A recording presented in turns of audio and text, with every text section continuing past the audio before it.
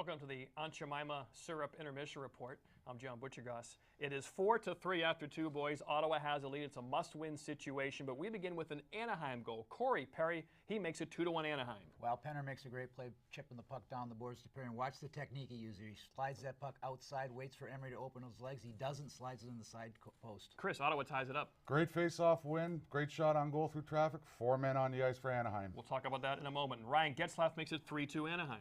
Well, Getzlaf is a big, skilled player. He's got great hands, and he also plays with an edge. It makes it tough to play against.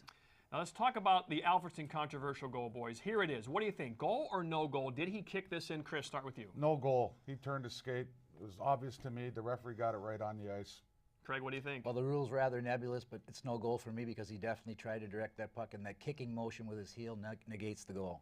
Now, obviously, the European players seem to have a soccer mentality to the game. We see it in terms of puck possession, and we see it in terms of plays like that. They're very good with their feet. Is that a kind of play we should legalize in the NHL? First of all, not so much to get scoring up. You know, we don't see a lot of situations like that, maybe a few, but more just because it takes out the gray area. Should we legalize that goal? I believe so. I think in the end, they don't draw pictures on a score sheet, so we need more goal scoring, definitely in the National Hockey League.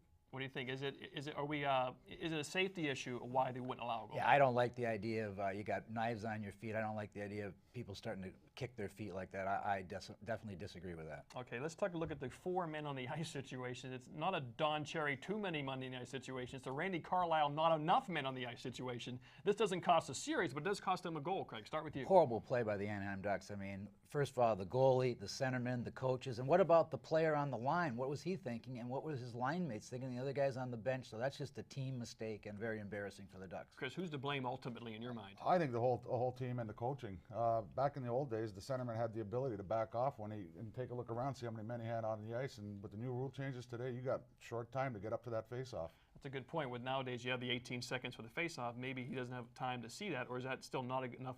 Does he still have 2 seconds to make sure he has five skaters with him? I think he does, yes. Okay. Chris Pronger, elbow to Dean McCammon. I'm sure the NHL will look at this, guys. What do you think? Will he be suspended for that play that was not called as a penalty, and the referee is right there 10 feet from him? Chris, what do you think? Today's rule is definitely a suspension. I mean, he took advantage of the situation, threw a nice hard elbow in there, and his head bounced off the ice, and that's the way it goes. What do you think, Craig? Well, I wasn't as physical a player as Kotze, but I don't think that is a suspension. It wasn't even a penalty. I agree it was an elbowing penalty, but I don't think he should have been suspended. So you thought maybe the injury was more the head snapping on the ice than the initial blow? I think it was a combination of both. No question about it. All right, so after 2, 4-3 Ottawa in a must-win situation. We'll see you after 40 minutes.